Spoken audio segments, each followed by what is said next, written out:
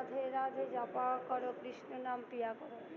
যে পথে যেতে হবে সে পথে তুমি একা, যে পথে যেতে হবে সে পথে তুমি একা, নয়নে আধার রবে ধ্যানে আলোক রেখা। কথাতেই আছে, যে পথে যেতে হবে সে পথে তুমি একা, নয়নে আধার রবে ধ্যানে আলোক রেখা।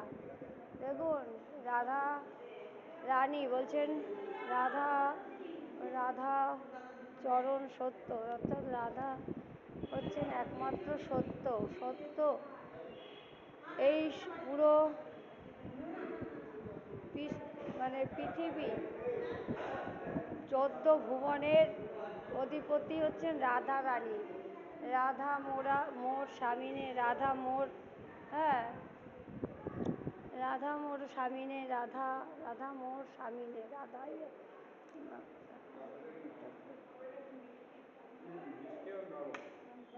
রাধে রাধে বলো মন, রাধে রাধে বলো। এই যে আমাদের সাধুগুরু বৈষ্ণব রাধা রানীর নাম গুণগান গাচ্ছে, যে শুভ নব দুর্গা পুজো তো শুরু হয়েছে। শৈলপুত্রী, আজকে মা শৈলপুত্রীর পুজো। তো রাধা রানীর থেকেই দুর্গা, লক্ষ্মী, সরস্বতী সমস্ত রাধা রানীর চরণ থেকে হচ্ছে। আজকে হচ্ছে নবদুর্গা, সেই উনি হচ্ছেন মহাদুর্গা, মহালক্ষ্মী, নবদুর্গা।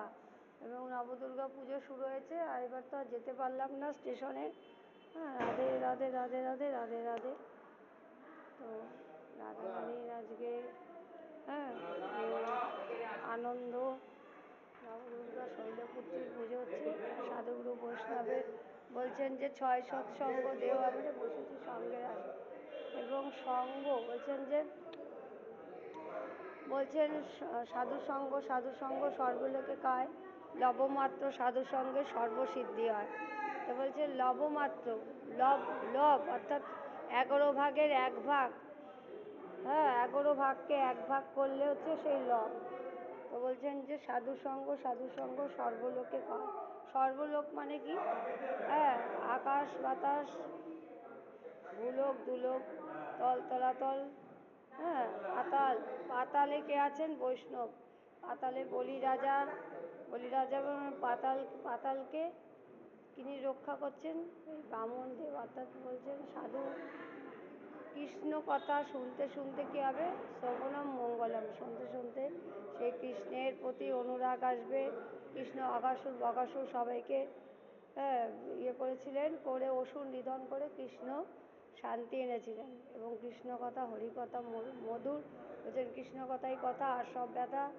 তো এই সাধুগুরু বৈষ্ণবদের সঙ্গ করুন। বলছেন যে সাধুর সঙ্গে কৃষ্ণ নাম এইমাত্র চাই, সংসার যিনিতে আর কোনো বস্তু নেই।